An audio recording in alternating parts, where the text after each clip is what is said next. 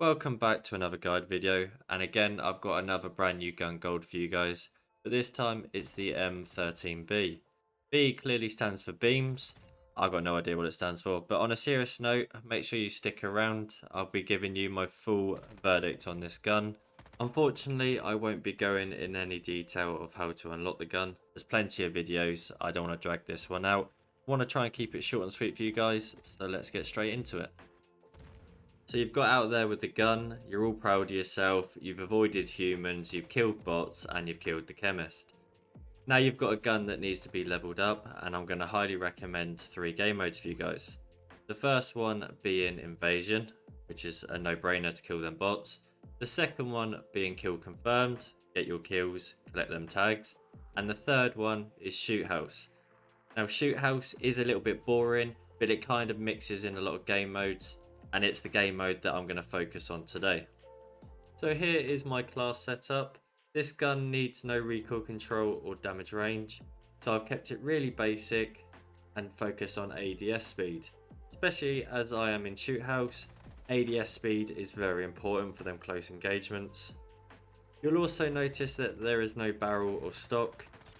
Everything I added just seemed to make the gun shake far more than what was required, but not much reward. So I've stripped it and kept it very basic, and it was a highly enjoyable gun. The only thing I will say is you are going to get frustrated. You're going to lose a lot of fights where you thought, how? How have I not won that?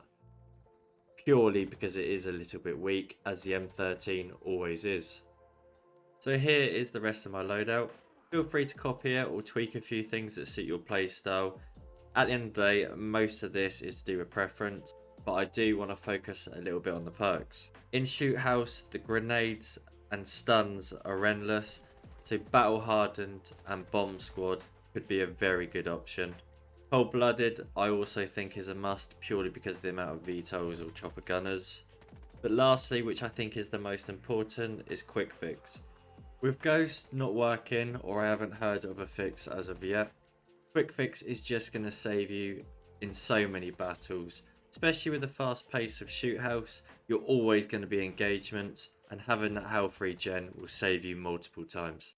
So your gun's leveled up, it's now time to talk about them challenges. Now the first one, which is Tarnished, is simply get 50 kills, which we don't need to talk about, I'm sure you're all capable of that one.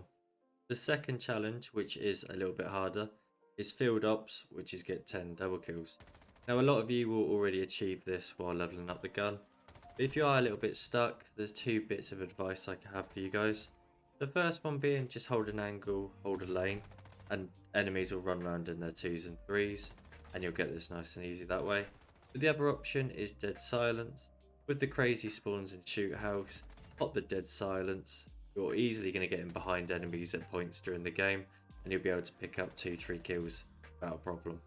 So the third challenge, and by far the hardest in my eyes, is Projectile, and let's get 15 point blank kills.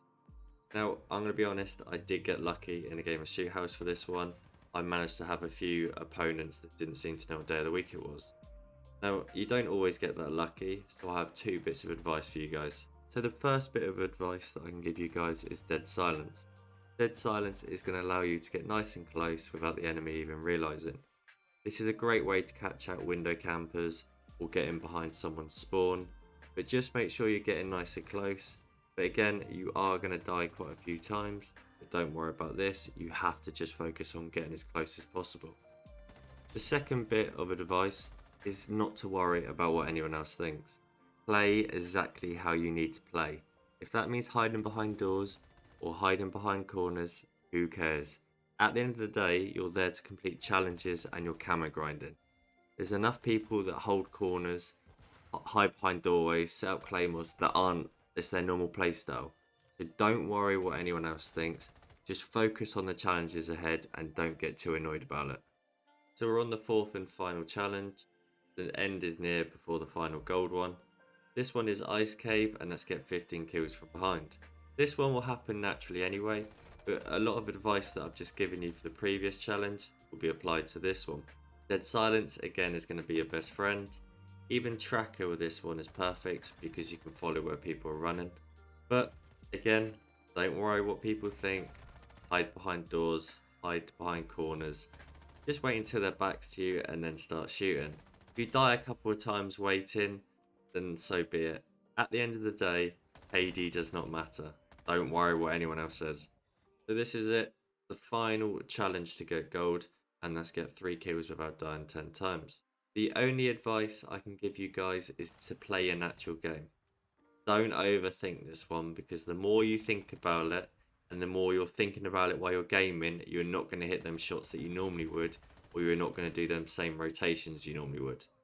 Just play the game and enjoy it, and this one will happen. If you do find yourself really struggling, get yourself to 2 kills and play ratty. Get your motion sensor out, get your heartbeat sensor out, get your snapshots out. Do everything to give yourself an advantage for that 3rd and final kill. But remember, just slow it down on them corners when you're on 2, because the moment you start getting frustrated because you keep dying on 2, it's going to become a regular occurrence. Hopefully there's a bit of information here that can help you guys and you have thoroughly enjoyed the video. If you have, don't forget to smash that like button. Any feedback in the comments is greatly appreciated. I'd like to improve these videos for you guys. Hopefully it's constructive criticism and not that I'm just a dickhead. But if you're interested in seeing more videos like this, then make sure you smash that sub button and hopefully see you in the next one.